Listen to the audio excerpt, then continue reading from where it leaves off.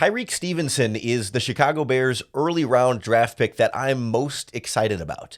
And after you hear from our Locked On Miami Hurricanes host on today's podcast, I think you'll have a better understanding as to why. You are Locked On Bears, your daily Chicago Bears podcast. Part of the Locked On Podcast Network, your team every day.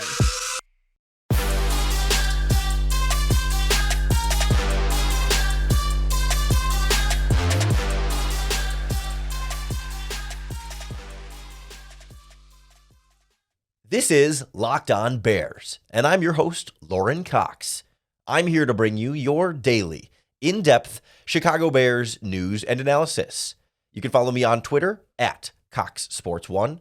You can follow the podcast on Twitter at Locked On Bears. You can like Locked On Bears on Facebook. Join the Locked On Bears Facebook group for even more Bears talk. And make sure you hit that subscribe button on the Locked On Bears YouTube channel to keep up with all of our video podcasts as well. Thanks for making Locked On Bears your first listen today. Thank you to everyone who makes Locked On Bears your first listen every day. We love our everydayers here on the Locked On Podcast Network. We are your team every day. And on the show today, we'll be joined by another Locked On Podcast Network host, Alex Donno from Locked On Canes, who covers the Miami Hurricanes professionally. Our local expert on the college team of Tyrique Stevenson will join us to break down Stevenson's college career, how he went from Georgia to Miami despite being a Miami local, what he learned through that process, how he grew during his transitions in college, how the defense at Miami changed from year one to year two for him down there, and how that process was, what kind of responsibilities they asked of him in coverage, and how that will translate to the NFL. Then we'll wrap up by looking at how Stevenson fits into the cornerback depth chart in Chicago, along with the later round cornerback pick Terrell Smith from Minnesota. But let's jump right in now with our friend Alex, who's a great host and a fun person to talk to about Tyrique Stevenson. Joining us now is Alex Donno, the host of Locked On Canes here in the Locked On Podcast Network, and he's a contributor to All Hurricanes as part of the Sports Illustrated media group. Alex, thanks for joining us today. How was your draft weekend from a Miami perspective? I imagine a few different guys going for you guys. Did it meet your expectations there? Yeah, thanks for having me. I actually was kind of a bonus because I thought the Hurricanes would have two guys drafted. Tyrique Stevenson, of course, was a given. Will Mallory was a given, but that was a little bit of a bonus because the Miami tight end went probably a round higher than I thought he would to Indianapolis in the 5th.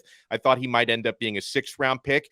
And then I didn't expect cornerback DJ Ivey to get drafted. I thought he would be one of those borderline undrafted free agent guys, and he got snatched up in the 7th round. So obviously not too busy of a draft as far as the Miami Hurricanes were concerned with 3 guys, but I was expecting 2, and 2 of them were taken before I thought. Yeah, what was your expectations for Tyrique Stevenson? When he declared and when the season ended last year, is this about where you thought he would end up, or how do you think this pre-draft process went for him?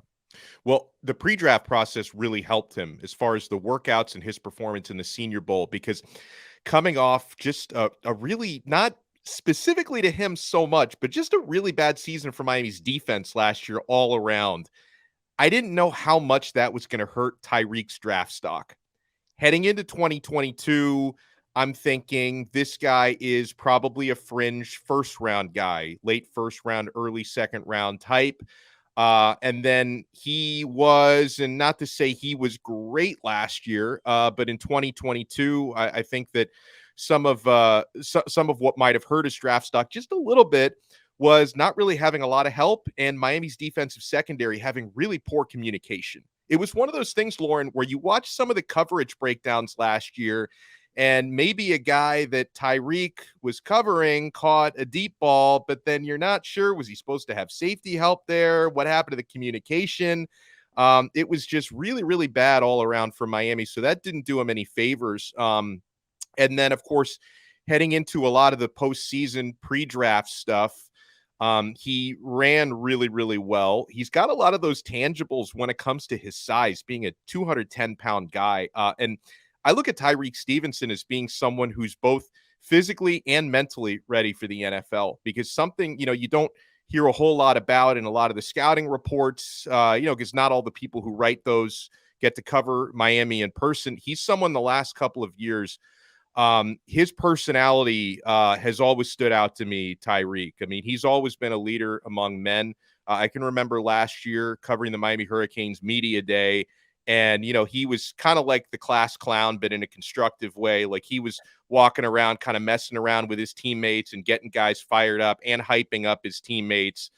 So I think he's a good guy to have in any locker room. I mean, he's one of those that, and he's so experienced, having, featured 2 years at Georgia before transferring to Miami for his final 4 years, used up all of his years of eligibility when he maybe didn't have to. I don't know if there was some consideration for him to leave a year early last year. It seemed like he did. So I think in the Chicago Bears case, you're getting someone who, I still think he can get even better at the pro level, but he's a little bit more NFL ready, given that he's got so much experience and he's got quality size for that position.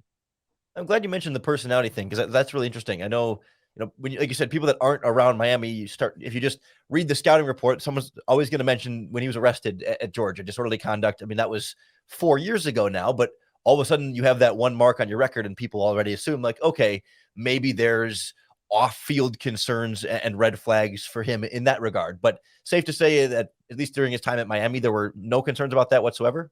Yeah, not at all. I probably, well, when I heard about that arrest 4 years ago, but then I actually got to be around Tyrique, I probably just chalked that up to just, I'm sure he was a teenager at that time, just doing something stupid. I think he probably moved on from that, because I always got the impression that he was, in a good way, one of the more outgoing guys on the defense and pretty good teammate to be around. Yeah, I totally understand. What do you remember about, like, that transfer process when he came into Miami? Like, what kind of expectations there were? I mean, I know he's a Miami native, and he had been originally considering that coming out of college before he ended up going to Georgia. But what do you remember about that process, and what the feeling was like when he came to Miami? Yeah, it was supreme to be able to get him in Miami, because they're working their way out of it a little bit now with the talent acquisition, but this was a time kind of at the tail end of the Manny Diaz era before Mario Cristobal arrived, where really plagued by a lack of depth. And anytime you have the opportunity to take a starting caliber guy out of a program like Georgia, to be able to lure him back with the hometown thing, it was big.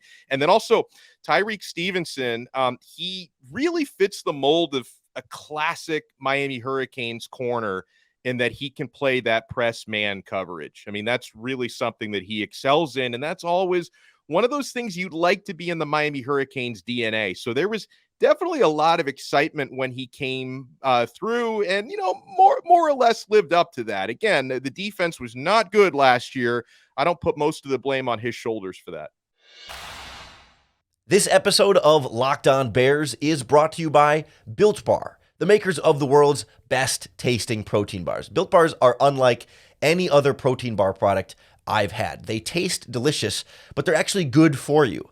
A lot of other protein bars, they say they're good for you, but they're loaded up with a bunch of sugars and calories kind of hidden in there, that you're getting protein, but you're also basically eating a candy bar. But Built Bars are different, because they still taste like candy bars. They're soft, easy to chew, covered in 100% real chocolate, but they're low sugar, low calories, high fiber, and high protein. We're talking 17 grams of protein for only 130 calories and just 3 grams of sugar. It's an elite combination you can't find anywhere else. You can find a bunch of delicious flavors of Built Bar on their website, built.com, or you can get them even faster in person at your local Walmart or Sam's Club. If you head into your Walmart's pharmacy section over by the protein bars, you can get 4 bar boxes of their cookies and cream bar, their double chocolate bar, or their coconut puff. If you're close to a Sam's Club, you can run in and get a 13 bar box of their hit flavors, 2 of my all-time favorites, Brownie Batter Puff and Churro Puffs. Check them out, or go to built.com. Try them for yourself and thank me later.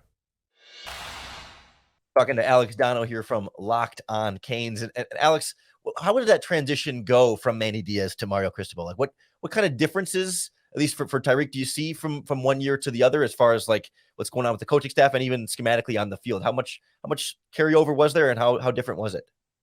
Yeah, it was pretty different. And Miami has actually since changed defensive coordinators since he was playing under Kevin Steele last year. And I just thought overall, and again, I don't, Steele has an amazing track record at places like Alabama, who just actually hired him back, and he was at Auburn before getting to Miami. So this is an excellent defensive coordinator. Just for whatever reason, it didn't really mesh with him in Miami. And, Miami just lacks so much depth in the secondary that that really reared its ugly head last year. And I think that made Tyreke look a little worse on the field than he really was, because if you comb through the Miami message boards after some of these games like Middle Tennessee and North Carolina, where Miami was burned for a lot of deep passing plays, a lot of folks were trying to put a lot of that on Tyrique Stevenson's shoulders. But I think the way he played the prior year in 2021, when there was maybe just a little bit more stability and depth in the defensive backfield, and then the way he played in some of the postseason stuff like the Senior Bowl and how good he looked in some of his workouts, maybe you start to realize, hey, this guy's not as slow as you might have thought he was on the field in 2022, and he's a little bit more instinctive than you thought he was in 2022, because one of the things with Tyreke is, and, as long as he can stay on point from a strength and conditioning standpoint, he's so just big when it comes to being built at corner that some fans were kind of wondering, does this guy need to switch to safety? Like, is he kind of growing? And not to say it was bad weight, but a lot of muscle, because his body fat, I'm sure, is really low, but he was starting to get so big, and he looked a little bit slower on certain plays that a lot of Hurricanes fans were wondering, does this guy maybe need to transition to safety? Can he still kind of cover that same ground as a one-on-one corner? I think he can, as long as he, keeps his strength and conditioning and doesn't get too bulky and too heavy.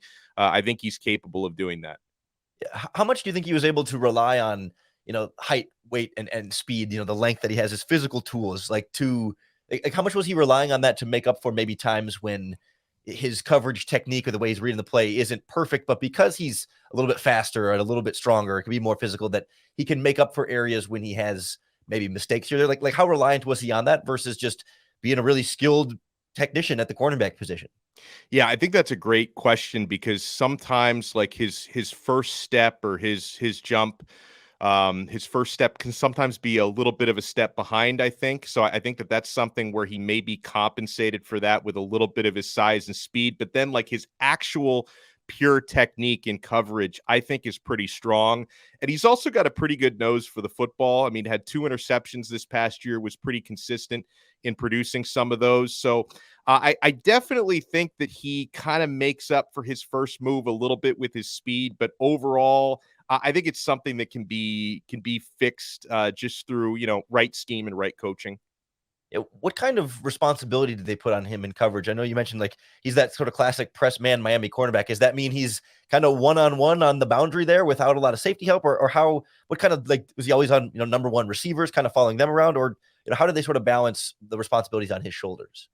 Yeah, they didn't usually switch up the coverage based on, I think he was usually on the same side of the field, but definitely a lot of one-on-one in the boundary. I think that's where he excels mostly.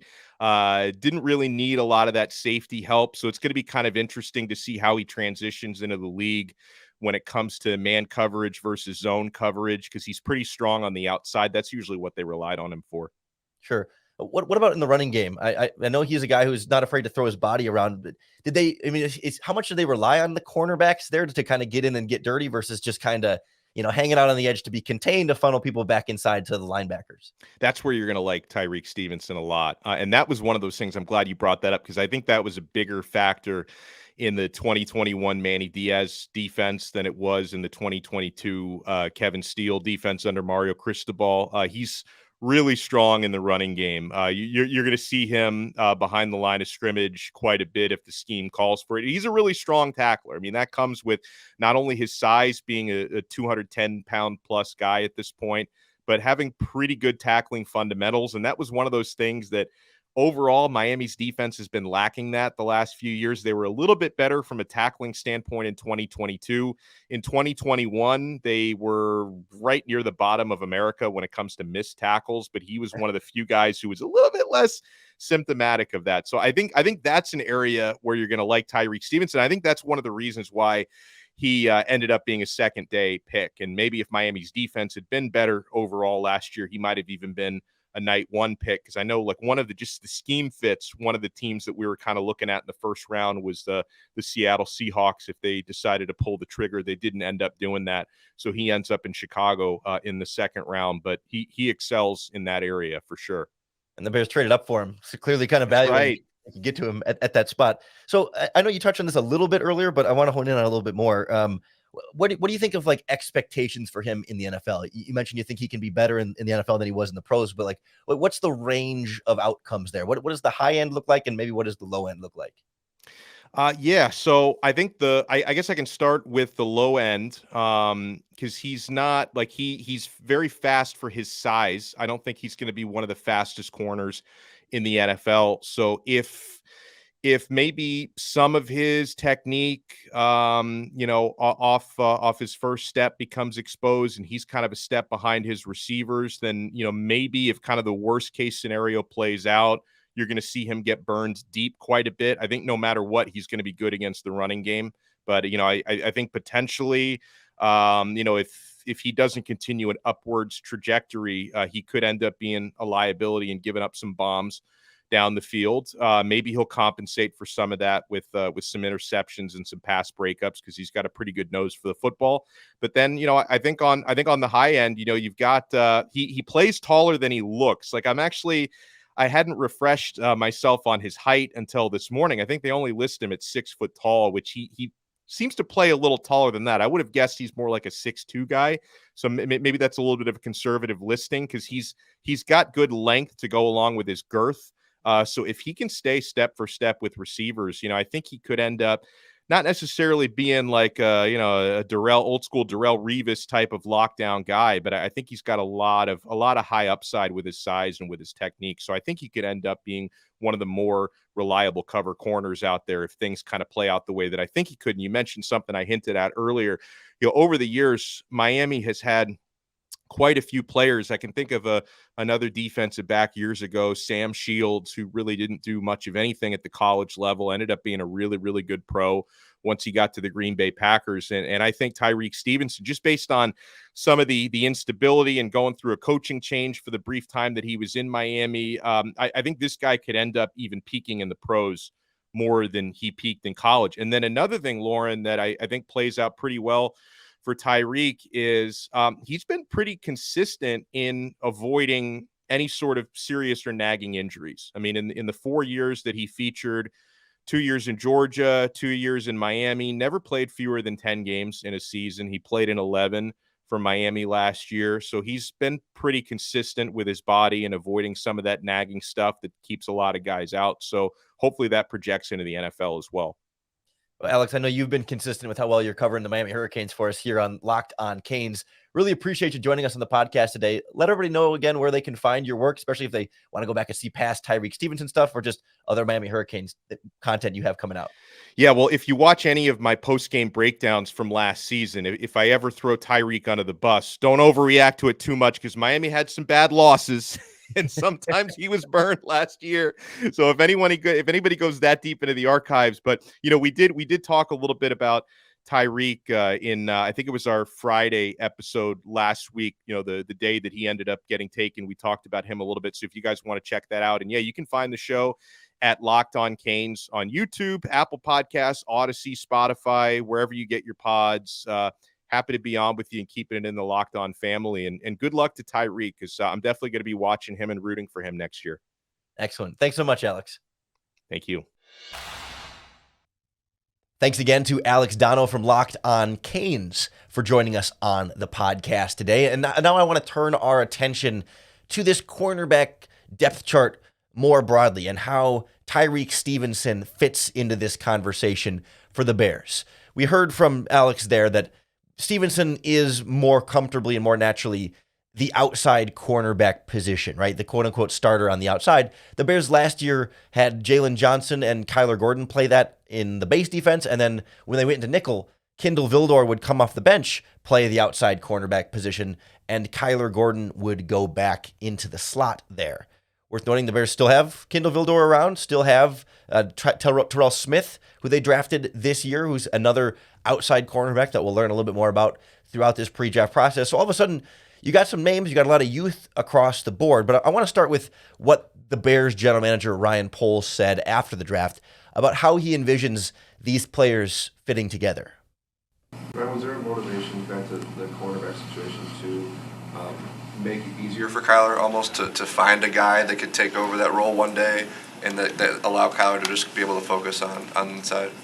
Yeah, I think anytime, you can add to that unit, corners are hard to find, and you always want to play, regardless of the position, you want to put guys in a position where they feel most comfortable, they can play fast. So in this case, I think that helps that. But obviously, like I said before, this on paper, the guys got to compete and earn their jobs, and hopefully it plays out, a certain way, and it makes us better, more competitive, and deeper. So we'll see how it goes. So based on what we know, based on what Ryan Poles has said, based on what we know about these players, it sounds to me like, assuming everything goes as expected, everyone stays healthy, etc., your nickel defense, your starting nickel defense this year should be Jalen Johnson and Tyrique Stevenson on the outside, and then Kyler Gordon there in the slot.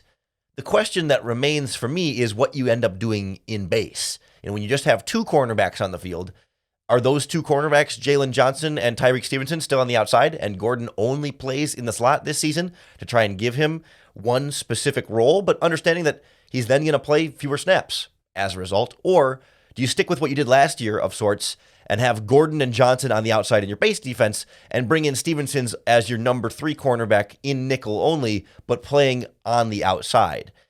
Your first thought might be, my first thought was Gordon was drafted last year. He's the more experienced one. He was picked technically, I think, earlier than Stevenson is by just a handful of picks there.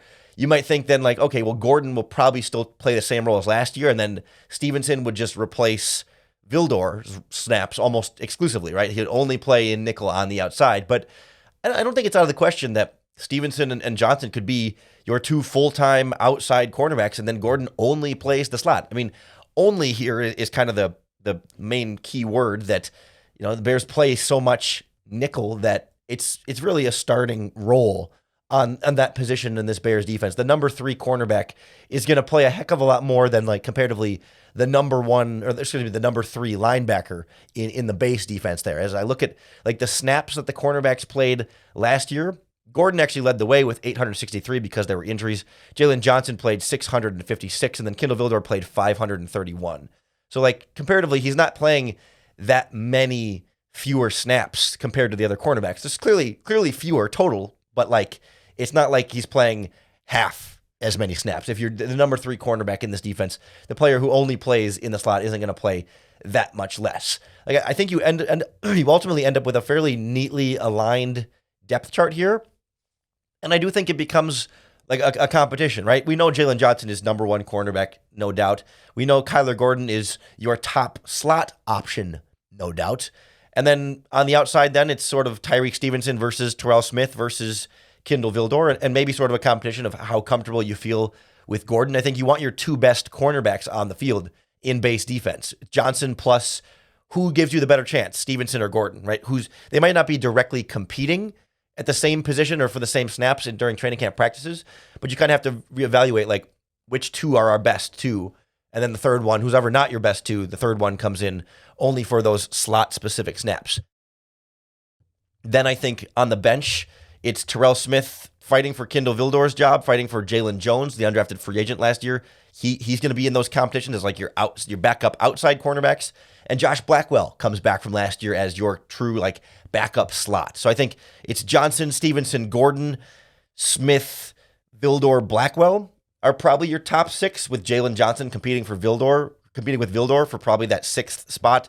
They have a couple other current undrafted free agents and former undrafted free agents competing there. But to me, it feels like there's really 7 guys right now that look to be your options there. And all of them are 25 years old and younger. This is a very young Bears cornerback position that has a lot of room for growth, but also a lot of long-term stability and upside here. Jalen Johnson will be a free agent this upcoming year. Ryan Poles expressed interest in trying to bring Jalen Johnson back.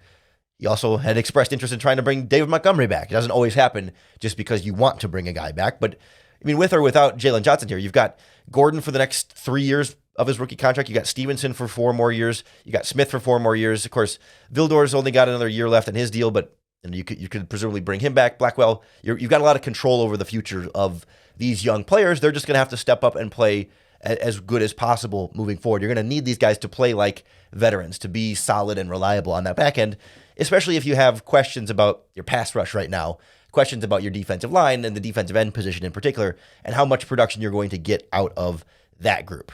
Clearly, the Bears like being young there. They like the idea of these guys developing and are willing to put up with rookie mistakes or just inexperienced mistakes. We heard Alex talk on the podcast today about how at times Stevenson got burned deep. There were a couple of plays of 70-plus yards against Middle Tennessee and the game right after that. I forgot who the opponent was that he got burned on. Like, there's going to be some mistakes there. The other thing that gives me some confidence in Stevenson in this sort of conversation is that he has played the slot before at Georgia.